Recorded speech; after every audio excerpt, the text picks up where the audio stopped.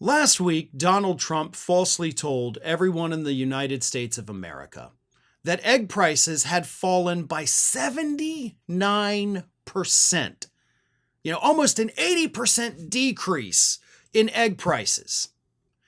Well, a couple days after that, financial reports for the month of March came out, and it showed that egg prices for the month of March hit their highest point in the history of the United States. The highest dollar amount for eggs that we have ever seen in the United States. According to the report, it said that the average cost of a dozen grade A large eggs here in the United States in the month of March was $6.27. Now, back in February, it was $5.90. So, as Trump tells us, prices have declined by 79%. Prices are actually going up to levels we have never, ever seen in this country. One, Donald Trump lies just as easily as he breathes.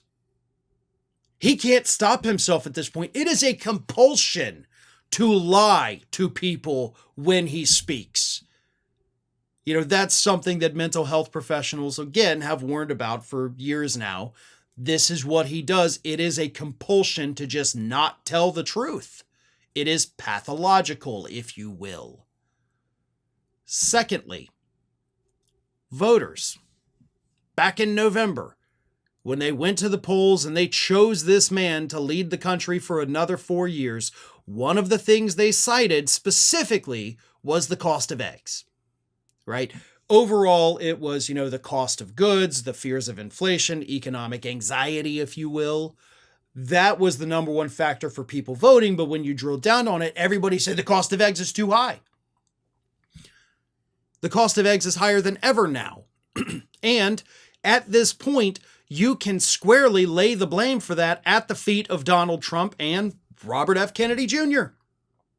We still have bird flu running rampant through the United States, causing farmers to have to slaughter their entire stock of chickens, even non-infected ones. Because if they've been exposed to an infected chicken, the chance of them catching it are astronomical, so they have to cull the herd. All of them gone. Never coming back. And what has been Robert F. Kennedy Jr. as the Director of Health and Human Services response to this? Well, why don't we just let them all get bird flu and then they'll have natural immunity?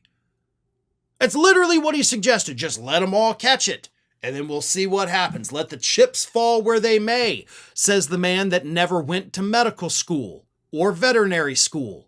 He went to law school. Yes, that's a very good degree, but at the same time, it's not a degree in science or health or biology, any of that. He doesn't know what the hell he's doing. And I can say that as somebody that had to work with him for over a decade. He doesn't know what he's doing. Trust me. But also, Trump doesn't seem to care. He's allowed Elon Musk to fire the people that were monitoring the spread of bird flu. They have gotten rid of the guidance on bird flu from the government websites. They are trying to pretend it's not a problem. And meanwhile, for consumers, it's a very real problem. But that is how this administration handles things. Pretend it doesn't exist. Put the dumbest people you've ever seen in charge of these crises, and it'll all eventually sort itself out, right? Well, so far it hasn't. Things have gotten worse, and I guess we'll just see what happens from here, right? Because we can't do anything to stop them. They are in power. We've got, a little under 4 years till the next presidential election. We can turn the tide a little bit in the midterms, but that's not going to stop the idiots in Trump's cabinet from making the dumbest decisions we've ever seen. Thanks for watching today, everybody. And don't forget, if you're not already, please do subscribe to this channel. We have fresh content going up every single day, and I would really hate for you to miss out on that. And speaking of missing out, if you're not following me across all other social media outlets, then get on it. You can follow the links in the description of this video.